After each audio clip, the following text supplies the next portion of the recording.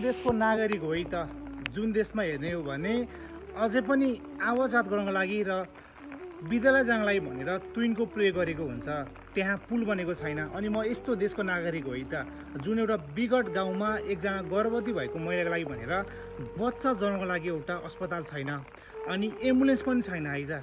र होइन गाउँमै रहेको त्यो बिग्रेको स्टेसनमा 2-3 घन्टा बोकेर लैजाने क्रममा बिच बाटोमै सन्तान जन्माएको भन्ने खबर त हामीले सुन्दा आएको हो त। यो कुरा नौलो पनि होइन। अनि म यस्तो देशको नागरिक हो त जहाँ चाहिँ माथिल्लो स्तरमा रहेका ती छोटे राजाहरूले बनाएको सङ्गठनको लागि भनेर सरकारको ढुकुटीबाट भवन बनाउनको लागि भनेर करोडौँ रुपियाँ छुट्याएको हुन्छ है त।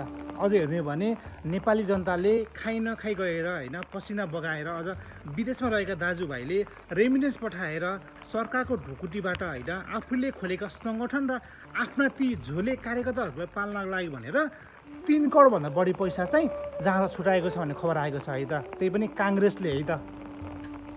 ल यो तरुणोदयको लागि भनेर हेर्नुहोस् त, सायद त्यो पैसा होइन विद्यालय जान नपाएको ती भनौँ न विद्यालय जानको लागि चाहिँ तुइन चढेर गएका व्यक्तिहरूको लागि चाहिँ पुल बनाउनको लागि खर्च गरिदिएको हुन्थ्यो।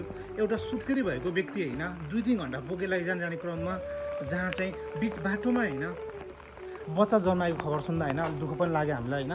तर त्यो ठाउँमा एम्बुलेन्स किन्नको लागि एउटा अस्पताल बनाउनको लागि सायद त्यो पैसा छुट्याएको भए हामी खुसी हुन्थ्यौँ होला। तर आफूले बनाएको सङ्गठनको लागि भनेर सरकारको ढुकुटीबाट होइन पैसा छुट्यायो भन्ने खबर सुन्दा साँच्चै नै ती झोलीहरूले अचम्म गरेको छ कि नेपालमा है त।